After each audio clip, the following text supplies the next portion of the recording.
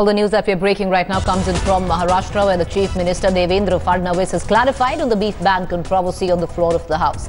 The Chief Minister says that the Attorney General was misquoted by the media and that the state has no plans to ban anything other than beef. Well, that is the latest that is coming in, a clarification from the Chief Minister of Maharashtra in the wake of news that had filtered in earlier that the Attorney General had hinted towards banning mutton as well. Well, that has been clarified on the floor of the House by Devendra Fadnavis, who has gone ahead and stated that the AG was in fact misquoted and the Maharashtra government has no plans of banning anything else other than beef. I want to cut across to my colleague Vidya, who's going to talk us through this news break.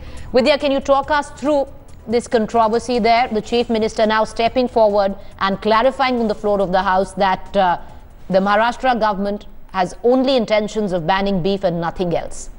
Well, this really started off from an argument that the Advocate General was making in the Bombay High Court yesterday, where he was talking about when Justice Kanade had just asked Sunil Manohar, the Advocate General, as to why only cow meat has been banned in the state. He said that it was a prerogative of the state to ban any slaughter that they want, and this could just be the start. But he was just trying to make an argument. A section of the media had, however, reported saying that it was, probably other slaughters are also going to be banned. And that is why, since the entire media was harping on that, the Chief Minister had to really put in his word, saying that the state was really not thinking about any such plan of action in the near future.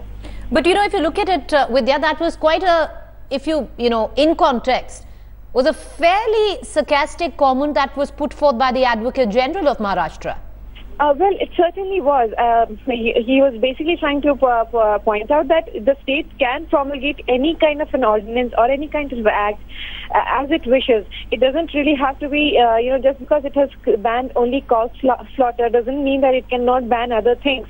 It can if it wants to, is what he had basically said. That was, misconstrued, as he says later. When I spoke to him later in the evening after he had made those arguments around 5 in the evening, when the Bombay High Court had closed, he said that it's just been misconstrued, and I really did not mean it the way it was sounded probably. All right. Appreciate you joining us. We're going to come back to you for more on that story. Well, the Chief Minister has now clarified the comments made by the Advocate General of Maharashtra, stating that the government has no intentions of banning anything else but beef, which the Maharashtra government has already banned through the state.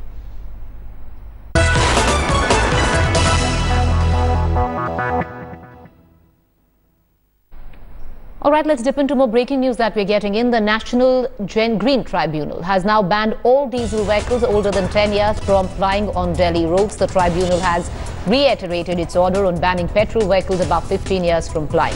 All registering authorities in Delhi, in Haryana, have been asked to file a list before the tribunal of diesel vehicles above 10 years and petrol above 15 years. A bench headed by NGT chairperson Justice Swatantra Kumar passed the order. It noted that countries like Denmark, Brazil, China and Sri Lanka are in the process of banning diesel vehicles. To get more clarity on this order passed by the Green Tribunal, I want to cut across to our Deputy Editor Atir Khan. Atir, this order can have huge implications. To seek further clarity, I want to ask you now, is this limited to commercial vehicles or private vehicles are included as well? Well, this order has been passed, especially in the wake of growing levels of pollution. The NGT has taken cognizance, and as earlier it had ordered the removal of all petrol vehicles which are more than 15 years old. And now it is for the diesel vehicles which are 10 years old. Right. It is also asked for a list for registered vehicles, the diesel vehicles from Delhi, UP and so Haryana. all private vehicles and commercial vehicles included, vehicles that you and I possibly use which are over 10 years old.